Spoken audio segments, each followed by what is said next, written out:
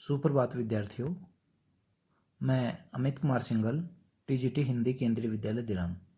विद्यार्थियों, हम जगदीश चंद्र माथुर द्वारा रचित एकांकी पढ़ रहे थे और ये एक ही अंक की है, इसलिए इसे एकांकी कहा गया है। नाटक में 3 अंक होते हैं और जब एक अंक में ही नाटक को पूरा कर दिया जाए तो उसे एकांकी कहते हैं। इस एकांकी में गोपाल प्रसाद और उनका बेटा शंकर रामस्वरूप और प्रेमा की बेटी उमा को देखने रामस्वरूप के घर आते हैं और उनमें जो वार्तालाप होता है उसको हम पढ़ेंगे। तो देखिए, रामस्वरूप चौंक कर, बिजनेस बिज समझ कर, ओह अच्छा अच्छा, लेकिन जरा नाश्ता तो कर लीजिए। गोपाल प्रसाद जरा नाश्ता तो कर लीजिए। उठते हैं गोपाल प्रसाद, यह सब आप तकल्लुफ़ करते हैं। रामस्वरूप, हैं तकल्लुफ़ किस बात की? यह तो मेरी बड़ी तकदीर है कि आप मेरे यहाँ तशरीफ़ लाए, वरना मैं किस काबिल हूँ। माफ़ कीजिएगा, ज़रा अभी हाजिर हुआ। आप मेरे यहाँ तशरीफ़ लाए यानी आप मेरे यहाँ पधारे हैं। ये उर्दू फ़ारसी के शब्द हैं। माफ़ कीजिए, ज़रा अभी हाजिर हुआ। आप मेरे लिए तशरीफ़ लाए, वरना मैं किस काबिल हूँ। हैं, माफ़ कीजिए, ज़रा अभी हाजिर हुआ। अंदर जाते हैं। गोपाल प्रसाद थोड़ी देर बाद दबी आवाज़ में, आदमी तो भला है। देखिए, वो लड़की को देखने आते हैं और गोपाल प्रसाद रामस्वरूप के बारे में क्या कहते हैं? आदमी तो भला है, मकान वकान से हैसियत भी बुरी नहीं मालूम होती, पता चले लड़की कैसी है। शंकर जी, ये शंकर कौन है? गोपाल प्रसाद का बेटा, जो लड़की देखने आया हुआ अपने पिता के साथ। कुछ खंकार कर इधर उधर देखता है गोपाल प्रसाद। क्यों, क्या हुआ? शंकर, कुछ नहीं। गोपाल प्रसाद, झुककर क्यों बैठते हो? ब्याह तय करने आए हो, कमर सीधी करके बैठो। इसका मतलब है इसके कमर में दिक्कत है, डिस्क में दिक्कत है। तुम्हारे दोस्त ठीक कहते हैं कि शंकर की बैकबोन। इतने में बाबू रामस्वरूप आते हैं, हाथ में चाय की ट्रे ले हुए मेज पर रख देते हैं। रामस्वरूप बाबू क्या लेके आते हैं? चाय। और ये रामस्वरूप बाबू कौन है? उमा के पिताजी, लड़की के पिताजी हैं। गोपाल प्रसाद, आखिर आप नहीं माने। रामस्वरूप चाय प्याले में डालते हैं। आपकी विलायती चाय पसंद है? आपको विलायती चाय पसंद है या हिंदुस्तानी? गोपाल प्रसाद, नहीं नहीं साहब, मुझे आधा दूध और आधा चाय दीजिए, और ज़रा चीनी ज़्यादा डालिए। मुझे तो भाई यह नया फैशन पसंद नहीं। एक तो वैसे ही चाय में पानी काफ़ी होता है, और फिर चीनी भी नाम के लिए डाली जाए तो जाएगा क्या? एक तो वैसे ही चाय में पानी काफ़ी होता है, फिर चीनी भी नाम की डाली जाए तो जायका क्या रहेगा? रामस्वरूप, हैं, कहते तो आप सही हैं। प्याला पकड़ाते हुए, खंखार कर शंकर, सुना है सरकार अब ज़्यादा चीनी लेने वालों पर टैक्स लगाएगी। देखिए, पहली बार ये बोलता है खंखार कर, सुना है सरकार अब ज़्यादा चीनी वालों पे क्या लगाएगी? टैक्स लगाएगी। गोपाल प्रसाद चाय पीते, सरकार जो चाहे सो कर ले, पर अगर आमदनी करनी हो तो सरकार को बस एक ही टैक्स लगाना चाहिए।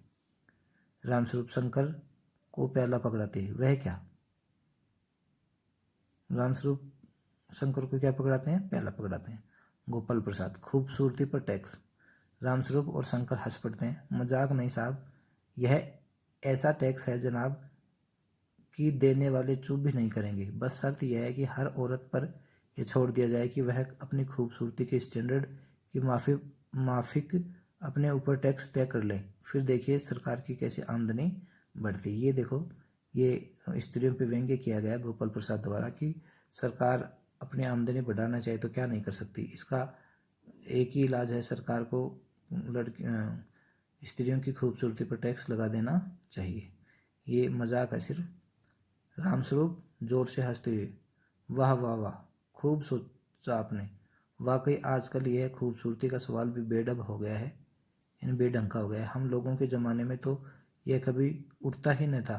तस्तरी गोपाल प्रसाद की तरफ बढ़ाते हुए, लीजिए। अभी देखिए, रामस्वरूप है, गोपाल प्रसाद यानी लड़के के पिताजी की हमें हाँ मिलाता है, जबकि ये कोई बात नहीं हुई कि स्त्रियों के सौंदर्य पे टैक्स लगाया जाए। गोपाल प्रसाद समोसा उठाते हुए, कभी नहीं साहब, कभी नहीं। रामस्वरूप शंकर की तरफ मुखातिब होकर, आपका क्या ख्याल है शंकर बाबू? शंकर किस मामले में? रामस्वरूप यही कि शादी तय करने में खूबसूरती का हिस्सा कितना होना चाहिए। गोपाल प्रसाद बीच में, यह बात दूसरी है बाबू रामस्वरूप, मैंने आपसे पहले भी कहा था कि लड़की का खूबसूरत होना निहायत ज़रूरी है। लड़की का खूबसूरत होना निहायत ज़रूरी नहीं है, और उधर लड़की क्या है, वो अपने सौंदर्य प्रसाधनों का इस्तेमाल नहीं करती है।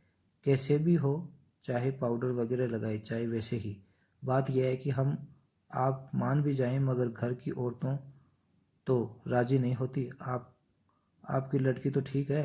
अब ये देखिए गोपाल प्रसाद की कैसी मानसिकता है। एक तरफ तो कहता है कि लड़की स्त्रियों की खूबसूरती पर टैक्स लगा देना चाहिए, और दूसरी तरफ फिर जब रामस्वरूप उसे पूछते हैं कि शंकर बाबू आपका क्या ख्याल है, जो लड़का देखने आए लड़की को, तो ये बीच में ही शंकर की बात को खुद पे ले लेता है और खुद कहता है कि लड़की का खूबसूरत होना निहायत ज़रूरी है, कैसे भी हो, चाहे वह पाउडर ही लगाए, चाहे वैसे ही। बात यह है कि हम आप भी मान जाए, मगर घर की औरतें तो राजी नहीं होती। आपकी लड़की तो ठीक है ना?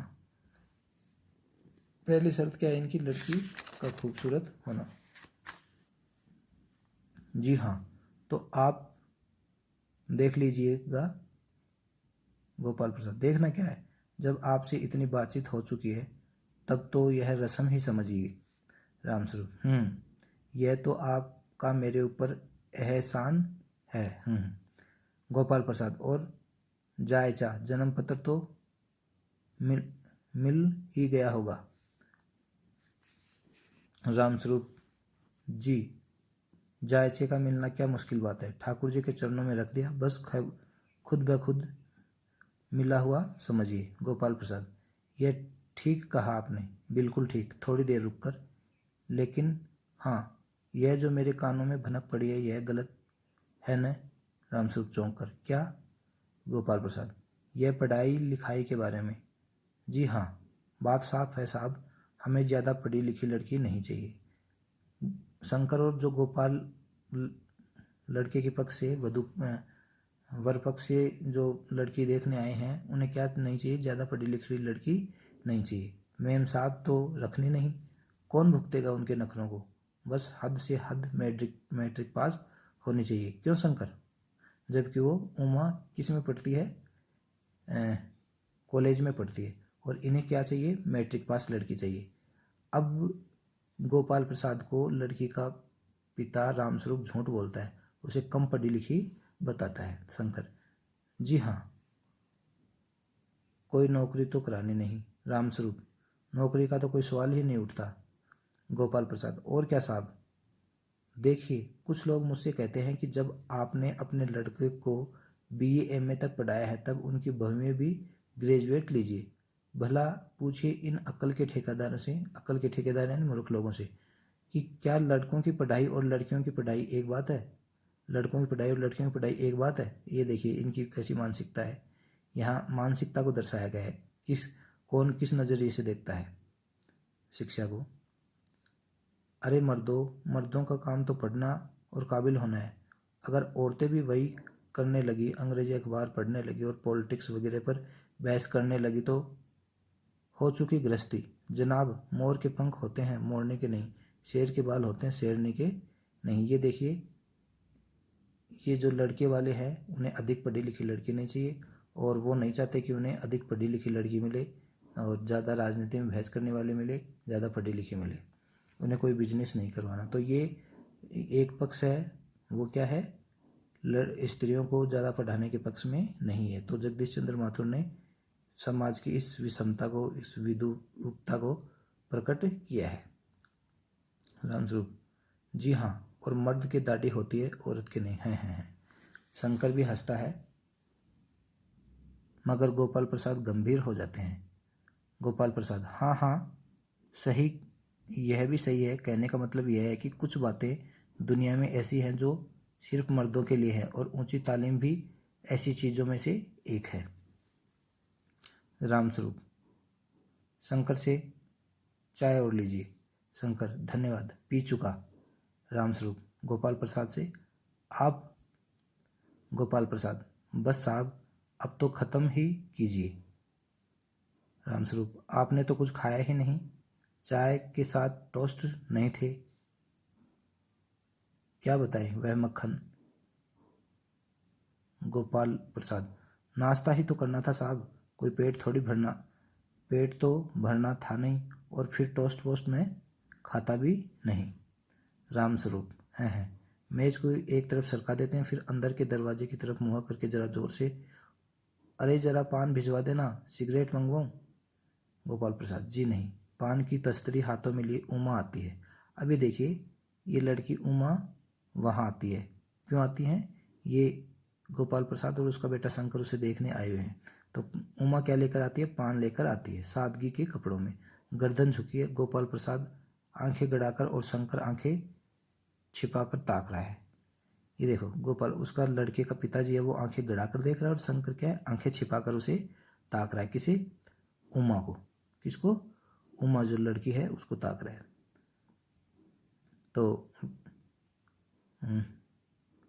रामस्वरूप, यह आपकी लड़की है, लाओ बेटी पान मुझे दो। उमा पान की तस्वीर अपने पिता को देती है। उस समय उसका चेहरा ऊपर उठ जाता है और नाक पर रखा हुआ सोने का रिम वाले चश्मा दिखता है। बाप बेटे चौंक उठते हैं। बाप बेटे क्या हैं? चौंक उठते हैं। उस समय उसका चेहरा ऊपर से उठ जाता है और नाक पर रखा हुआ सोने का रिम वाला चश्मा दिखता है। गोपाल प्रसाद और शंकर, एक चश्मा? गोपाल प्रसाद जरा सब पकाकर, जी वह कुछ पिछले समय से इनकी आंखें दुख नहीं आई थी, सो कुछ दिनों के लिए चश्मा लगाना पड़ा। तो विद्यार्थियों, आज के लिए इतना ही, और इस एकांकी को हम अगले वीडियो में पढ़ेंगे। धन्यवाद।